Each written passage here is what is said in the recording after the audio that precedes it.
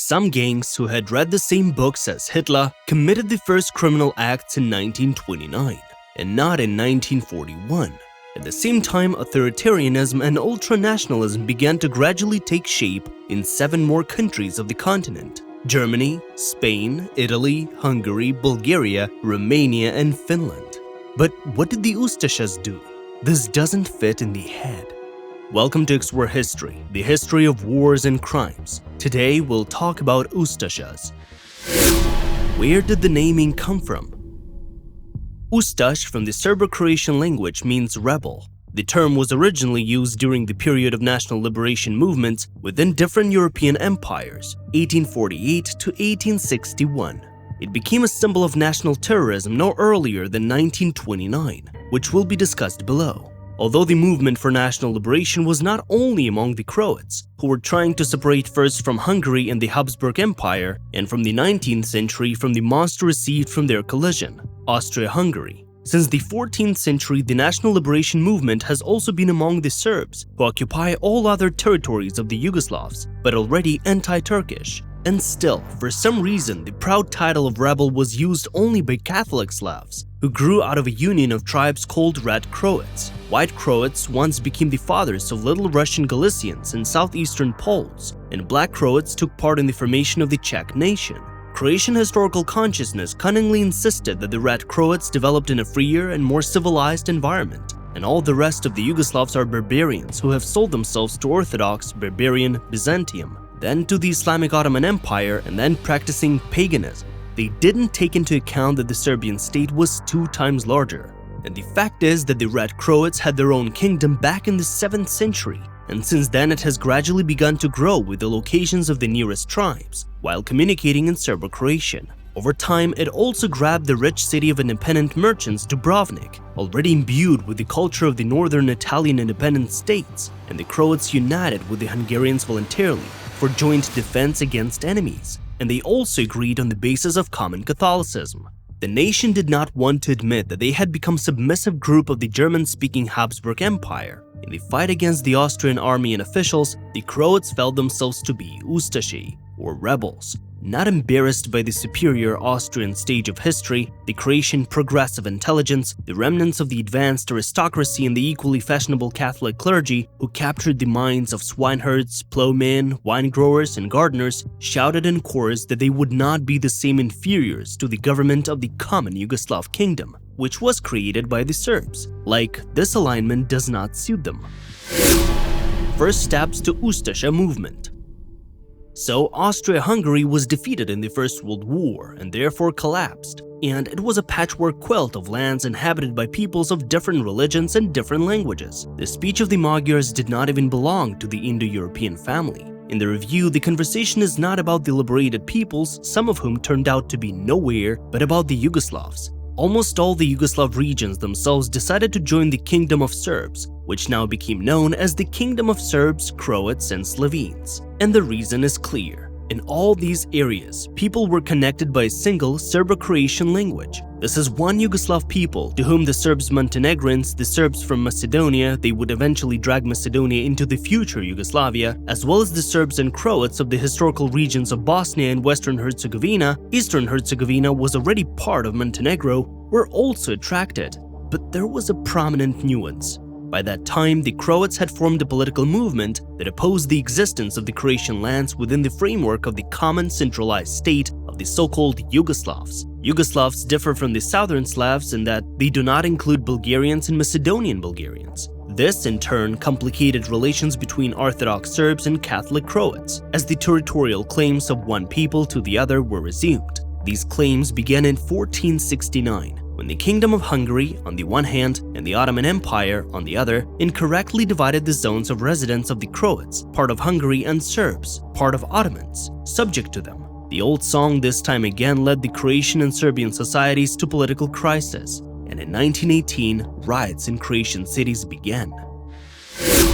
Formation of the Pavelic Ustasha organization.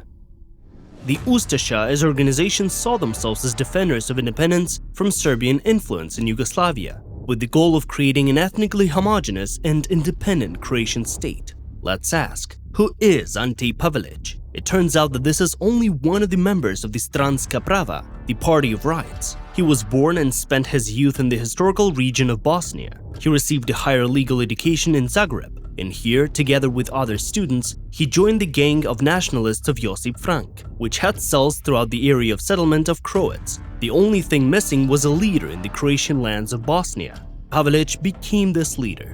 What did the Francici, who proudly called themselves the Young Croatia Party, do? First and foremost, they beat the Orthodox Christians they met and could surround. They had contractual relations with the Muslims of the Yugoslav lands, as well as with the Roma people. Initially, there was no racial hatred. For example, Pavelic married a Jewish woman, Maria Lovrencevic, in the year 1919. Before the Francici, who united other gangs of new rebels led by Pavelic, came to power, their aggression was expressed only in scuffles with Serbs, demonstrations, strikes in workplaces, in absolutely all spheres of social activity, and sabotage of the decrees of the royal power.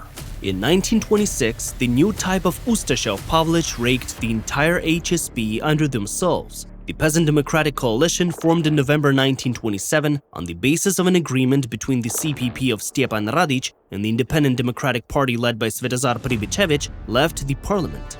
It demanded the resignation of the government, new elections, and declared its readiness to fight for the reconstruction of the entire state on the principles of complete equality of nations. Pavelic's HSP merges with these two parties. Despite the change of government and the appointment of Catholic man Anton Koroshets to the post of prime minister, the situation remained tense. In such conditions, on January 6, 1929, King Alexander I dissolved the parliament, abolished the constitution of 1921, and banned parties. The established ideology of integral Yugoslavism provided for a number of reforms aimed at uniting the peoples of the country from 9 Banovinas, or territorial units. This is the last attempt to cut off the oxygen to the new insurgency, useless to anyone, but it was too late. The Germans in 1933 showed a vastly different way out. In 1929, just a day after the start of King's reforms, Pavelic officially established the Ustasha movement and left the country, moving to Italy. From here, he organized his subversive activities against a completely rightful social state, which for the first time in history of this region, united all people who then spoke Serbo-Croatian. 1929 became the ending year of this. A year before the events described, Pavelic secretly created a terrorist organization HD, Hrvatski Domobran, Croatian Defender of the House. By that very day in 1929, the cells of this organization were already turning into trooper detachments of the United Parties of the HPP, KPP, and NDP. In April of the same year, together with his ally Gustav Perček, he visited Sofia, where he established contacts with Macedonian nationalists. In Bulgaria, they issued a statement about the struggle against the Karađorđevići by all available means, after which the Yugoslav court sentenced Pavelic and Perček to death in solitude on July 17. In emigration, Pavelic quickly established contacts with members of the HSP and the Francevici, who had fled earlier. In the first half of 1932, the Ustasha main headquarters was formed, and the publication of the Ustasha newspaper began. Meanwhile, Pavelic and his supporters sought to present themselves not as a small terrorist aggressive group, but as a mass movement of the Croatian people. Then they began the search for a state ready to provide them with permanent asylum. Austria, as well as Bulgaria, refused to do so. But in 1932, the Ustasha leaders Lorkovic, Budak, and Jelic were able to organize a center in another country, namely Germany.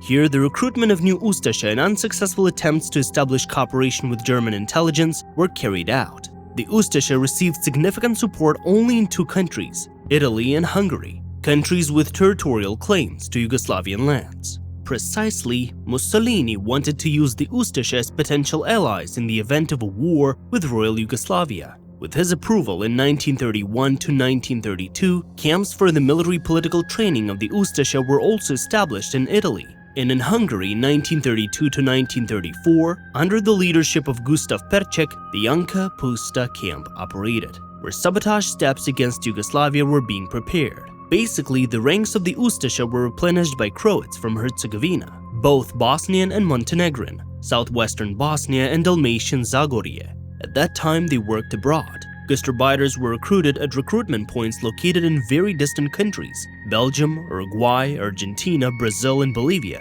This large community no longer resembled a detachment of individual troops, but a full-fledged army of a separate state. Everything was prepared for a coup. Tear of the Ustasha, reprisals against opponents inside Croatia. The intensified propaganda of the Croatian problem in Yugoslavia was considered as a legal approach, as well as active agitation and appeals to the League of Nations by various immigrated Croatian organizations. Pavelic attributed terrorism to illegal methods, which eventually became the main activity of the Ustasha. With the help of these actions, they planned to destabilize the situation in Yugoslavia and provoke an uprising among masses. Obviously, within Yugoslavia itself, the Ustasha members always walked in civilian clothes. They didn't have their own language and even their own accent, and they looked the same as people of the rest of the Yugoslav ethnic groups. They suddenly, appearing out of nowhere, shot and blew up communists. They were internationalists, supporters of the royal administration, members of the administration themselves, committed attacks on the military and, of course, representatives of the kingdom's propaganda machine. The terror, quite intense it should be noted, lasted from 1929 to 1934. The first result was that in the autumn of 1932, the first attempt at an uprising by the Ustasha took place within the thus weakened state, which, nevertheless, was unsuccessful. But after 2 years, the Ustasha managed to deprive the kingdom of his head.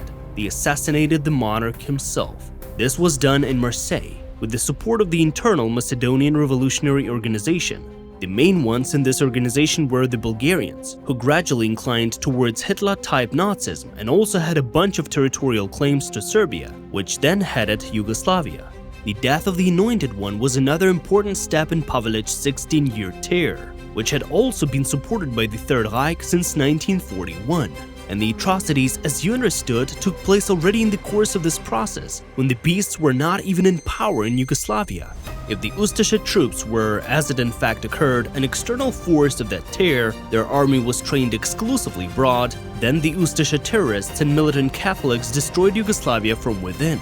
The fact is that the masses organized by Pavelic were supported by a Catholic organization known as the Great Brotherhood of the Crusaders, consisting of all the Catholics of the historical Yugoslav lands. And there were such not only in Croatia, but on the border with Hungary, in Bosnia, on the northwestern coast of Montenegro, in some communities on the border with Albania, and the Albanians themselves were Catholics in some areas. At the end of the 1930s, the organization already united 540 Yugoslav groups, which was up to 30,000 participants in pogroms.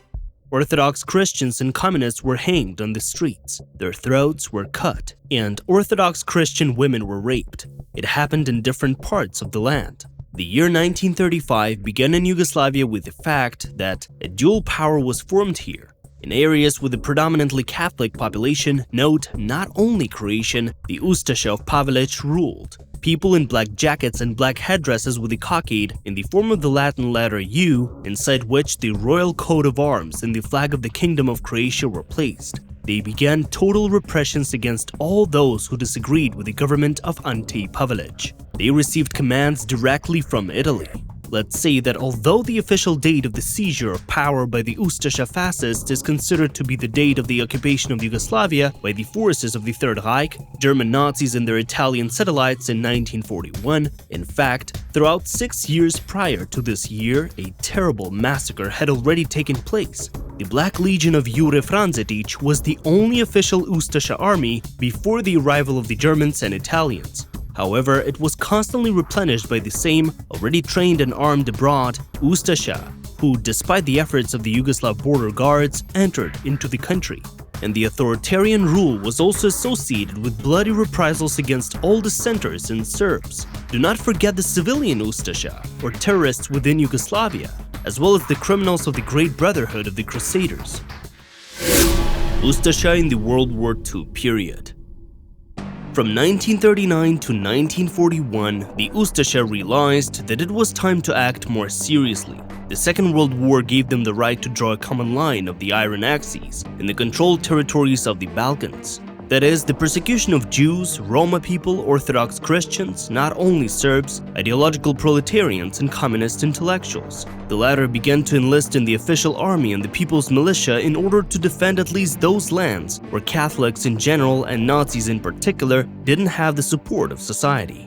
The Black Legion, swollen to the size of a real monster thanks to the Croats abroad, as well as terrorist cells and the Great Brotherhood of the Crusaders, began to prevail over the official army of Yugoslavia, which was now surrounded on all sides by enemies. Who replaced the king? People who did not have sufficient authority among the people. Therefore, Ustashism began to take its first steps to enter into areas with other views. The beasts were already at ease throughout Bosnia and Herzegovina, since 700,000 Muslim Slavs also didn't favor Orthodox Christians, Serbs, Montenegrins, Bosnian Serbs, and some Macedonians, who, in fact, all descended from Serbs. Serbs lost the area of official Yugoslavia thanks to the Bulgarians, Orthodox but who supported the Third Reich, and Macedonia. Slovenia, consisting of Catholics, was also subordinate to the cabinet of ministers only nominally.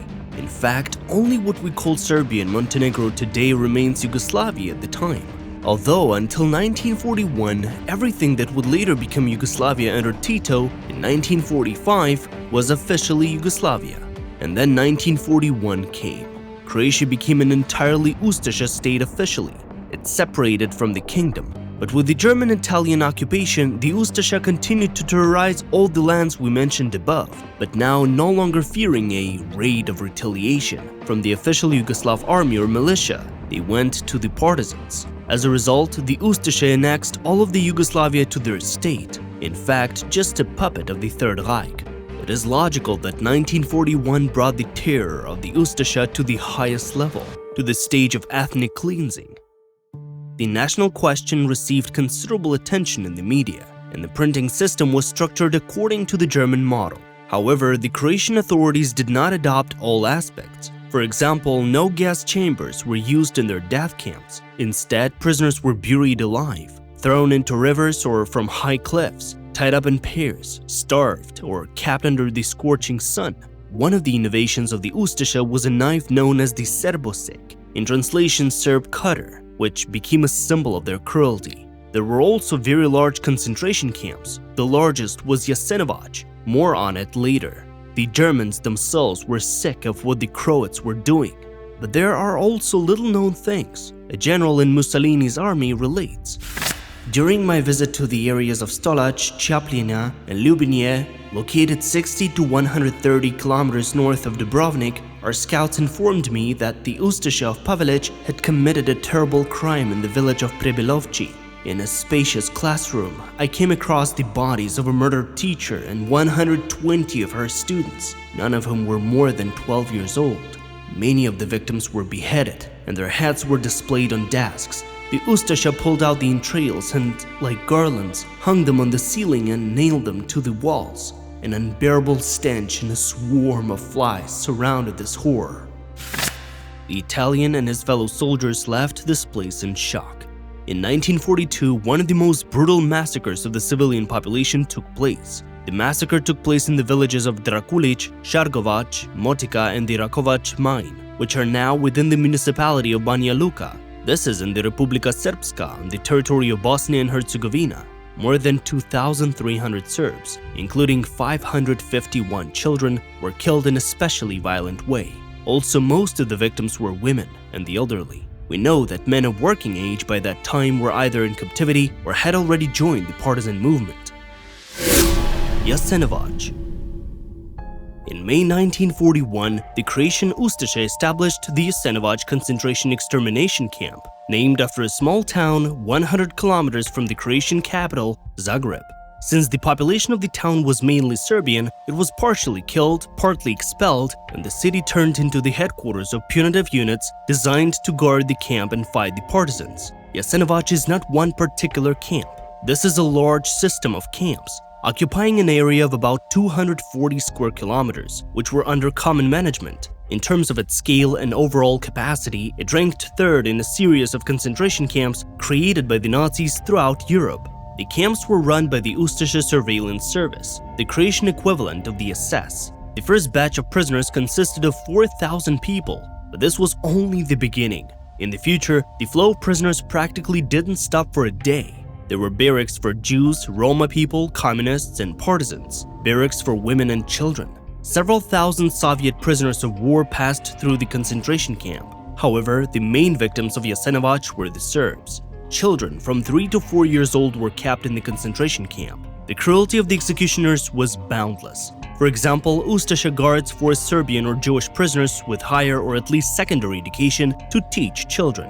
They organized something like a school. They taught reading, writing, music, singing. Reporters were brought, mainly from Germany and Italy, and all this was photographed. And then they sent teachers along with small ones to death. Until 1942, prisoners were burned on the territory of the brick factory. In January 1942, cremation ovens began to be installed in the concentration camp. Exactly as in the German camps, the cruelty of the Croatian jailers is shocking. They organized competitions for the murder of prisoners, which of them would take the lives of the most people at a certain time. Once, the winner of such competitions was the sadistic warden, Petar Brzica, who killed more than 1,000 Serbs in a single day, or rather night. The camp guards, with their manners, surpassed all Nazi sadists. They collected ears, noses, fingers cut off from the prisoners, made something like beads from them, and some half-witted Ustasha wore such beads on their chests.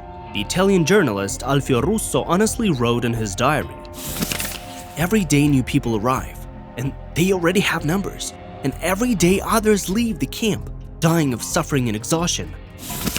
The head of the camp system was Vyacheslav Luburic Max. The Croatian Nazis knew neither rest nor fatigue in their executioner's frenzy. Here are the memoirs of one of the guards, Jelej Friganovic, which he, in a state of drunken frankness, shared with a camp prisoner, Dr. Nedo Zek. He told how they had been killing Serbs all night and how he had killed an elderly peasant named Vukasin. Here's what the open-minded executioner told the doctor prisoner. "And we, Petar Brzica, Zrinushik, Shipka, and I, bet who would kill the Serbs more during the night. The massacre began, and an hour later I was noticeably ahead of the others in terms of the number of killed. That night I was on the rise. It seemed to be that I was lifted off the ground. I was in the ninth heaven. I had never experienced greater bliss in my life. And then, in a moment of ecstasy, my gaze fell on an elderly peasant. He stood with some inexplicable calm and watched how I killed victim after victim and how they died in agony. Then I approached this peasant and found out that his name was Vukasin. I put him out of action, put him on a stump, and ordered him to shout, 'Long live Pavelic,' threatening to cut off his ear. The old man was silent, so I cut off his ear. He didn't say a word. I again ordered the man to shout, 'Long live Pavelic.' I cut off his other ear. 'Scream or you will lose your nose,' I yelled to him.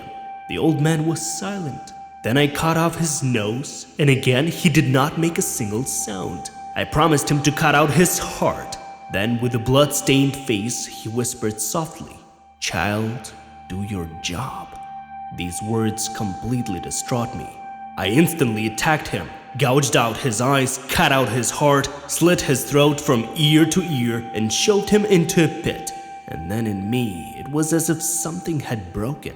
I couldn't kill anymore. The bet was won by Petar Brzica, who killed more than 1,000 prisoners. I silently paid him the loss. Since then, I have had no peace. Whenever I kill, I no longer experience the same bliss as before. And when I remember Vukasin, I hear his voice again. 'Child, do your job.' I throw down my knife and wander around at night, unable to find a place for myself, and only vodka and alcohol gives temporary silence." It is frightening to listen to the revelations of the executioner, but it took place. The Croatian guards committed mass murder of everyone indiscriminately. They played football with the severed heads of prisoners. Nowadays, there is a memorial museum dedicated to the victims in Jasenovac. On the territory of Danai Curtain, there is the so-called Poplar of Horror. On this tree, the Ustasha hanged several thousand prisoners, men, women, children. The total area of grey fields is 66,460 square meters, and the area of mass graves is 10,130 square meters. And this is only part of the established burials. Ustasha after the World War II.